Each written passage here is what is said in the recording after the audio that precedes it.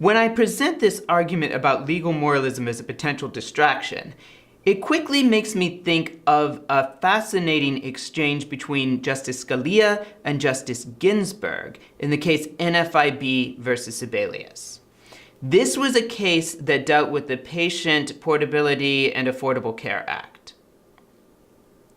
This act is popularly known as Obamacare, and one of the controversial portions of this act required everyone above a certain age to purchase health insurance.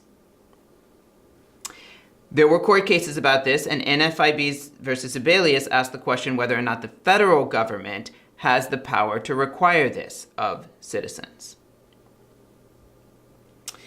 I don't want to talk too much about the specific issue. Instead, I want to talk about something that occurred in the exchanges between Justice Scalia and Justice Ginsburg. Justice Scalia repeated something that you'll hear in certain conservative and libertarian and other circles. That is the claim that the federal government is a government of enumerated powers. That is, the Constitution lays out certain things that the government may do. And that's the limit. Okay? If the Constitution doesn't authorize the government to do that, then it's not authorized to do that. And in this case, the argument was the Constitution does not authorize the government to compel people to purchase certain types of product.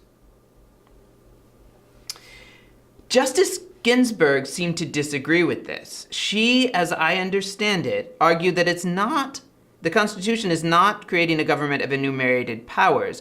It's creating a government of enumerated purposes. That is, there's a number of goals that the government may pursue, and it has fairly broad powers to pursue those goals. Now, of course, there are limits to this, right? For example, it can't violate the Bill of Rights. So the Constitution does also lay out some limits on the power of government.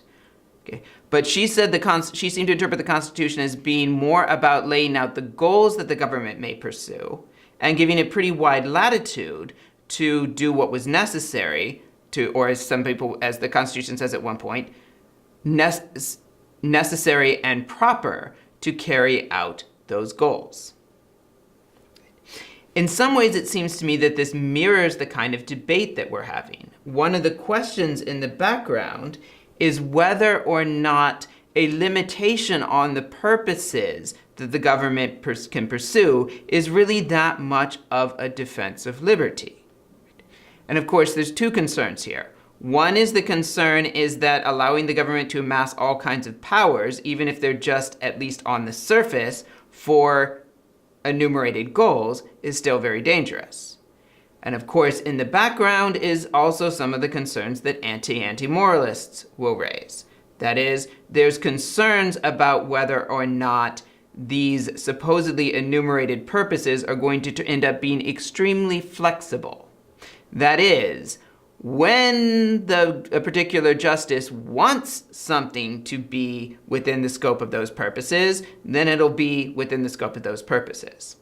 When the particular justice doesn't want it to be within the scope of those purposes, then suddenly it's not in the scope of those purposes.